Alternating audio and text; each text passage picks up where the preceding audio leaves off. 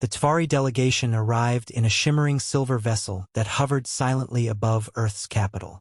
Their elongated forms, draped in flowing garments that shimmered with bioluminescent patterns, seemed more ethereal than physical. The beings radiated a calming energy, their large, expressive eyes revealing centuries of wisdom. Humanity had waited for this moment, the first diplomatic exchange with an advanced alien species, for decades. Kara Simmons, the youngest diplomat on the first contact team, adjusted her blazer nervously. Her role was minimal: assist with logistics, ensure nothing went awry. But her heart pounded all the same. This was history in the making. The Tvari had quickly gained the admiration of Earth's population. Their civilization thrived on cooperation and empathy, their technology light years ahead, yet their humility was disarming. Their leader, Ambassador Muriel, was particularly captivating. His voice resonated with a melodic cadence that seemed to calm the soul, and his words carried an air of unassailable logic.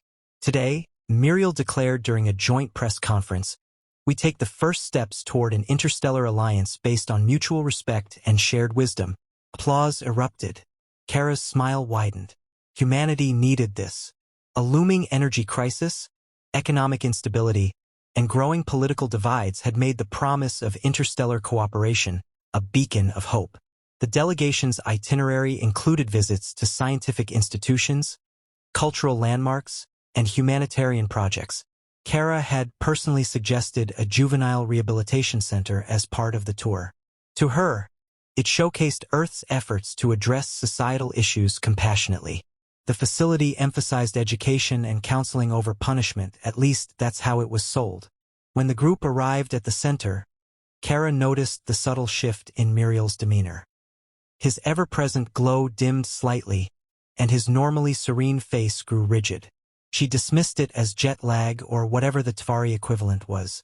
The tour began in the main hall, where bright murals painted by the children adorned the walls.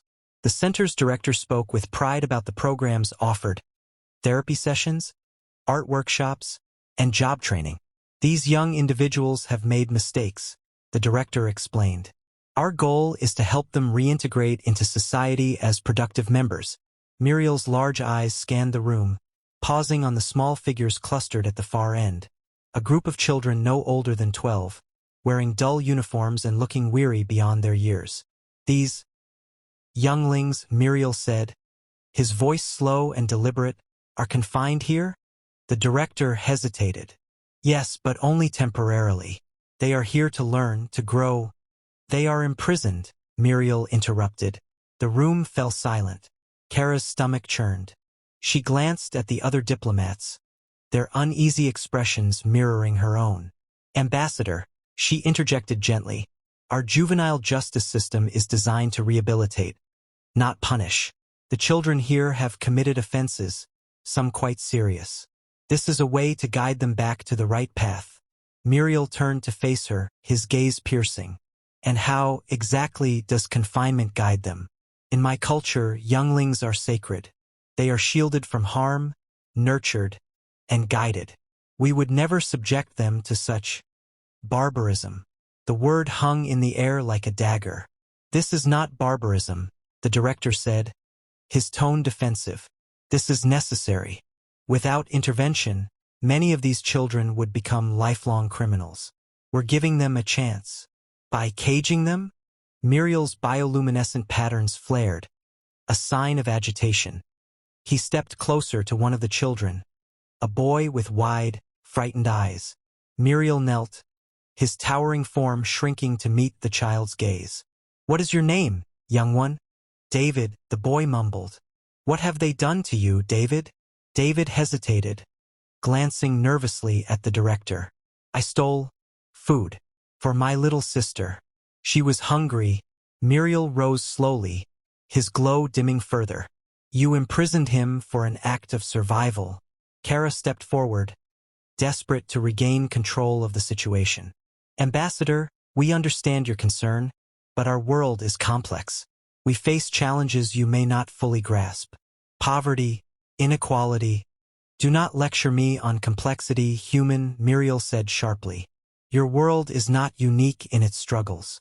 But your treatment of your young reveals much about your priorities. The delegation left abruptly, their earlier warmth replaced by icy silence.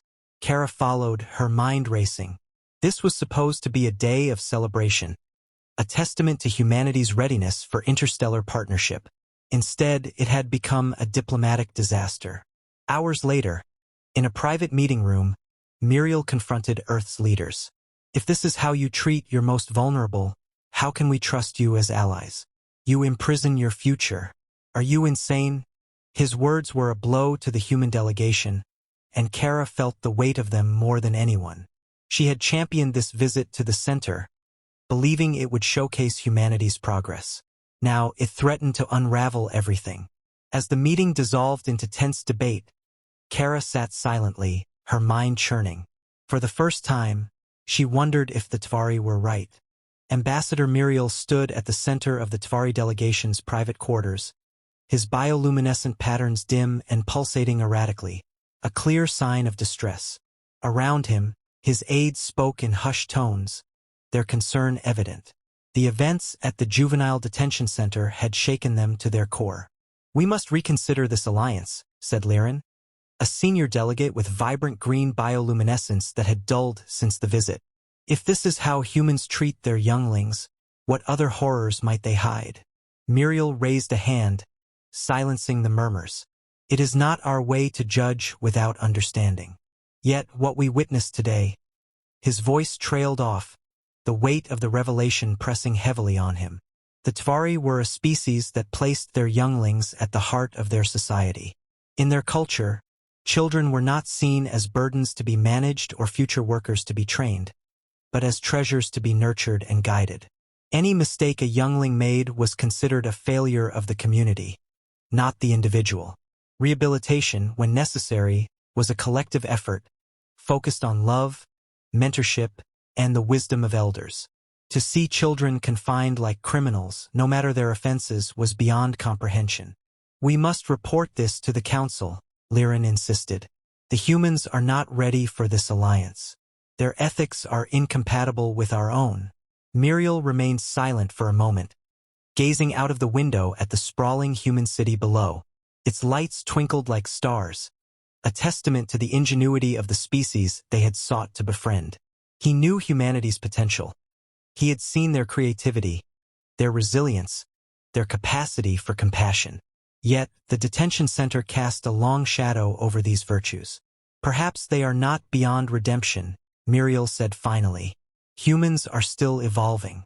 They are a young species, grappling with challenges we overcame eons ago. It is our responsibility to guide them, not abandon them." One of the younger delegates, Saren, stepped forward hesitantly. "But how, Ambassador? How do we reconcile their treatment of children with our values? How do we show them a better way without imposing our will?" Muriel's bioluminescence brightened slightly, a sign of resolve. "We begin by understanding their perspective. They act out of fear of what these younglings might become without intervention. We must show them that there is a path not rooted in fear, but in hope." He turned back to the room, his voice firm. "We will request an audience with their leaders. We will explain our ways, share our history, and offer them alternatives. But make no mistake, this will be their decision. True progress cannot be forced. It must come from within." The room fell silent as the delegation absorbed his words. Slowly, one by one, they nodded in agreement. As the Tvari prepared for the difficult conversations ahead, Muriel reflected on humanity's potential. They were flawed, yes, but they had also shown remarkable capacity for growth. He held onto the hope that, with guidance, they could one day treat their younglings as the treasures they truly were. Kara Simmons sat stiffly in the conference room, her mind racing. Across the table, Ambassador Muriel and his Tvari aides glowed faintly, their bioluminescent patterns subdued but shifting, an alien equivalent of disapproval and determination. Earth's leaders, meanwhile, radiated unease, their body language defensive as they prepared for another critique of humanity's juvenile justice system. Muriel began, his voice calm but firm. Your treatment of children is a symptom of a deeper issue. Among my people, younglings are not punished for mistakes. They are guided. When one falters, the community gathers to ask, how have we failed them? What does this child need that we have not provided? His words hung in the air, heavy with implication. President Hargrove, flanked by 2 advisors, leaned forward. Ambassador, he said tersely, Earth's challenges are not so easily solved.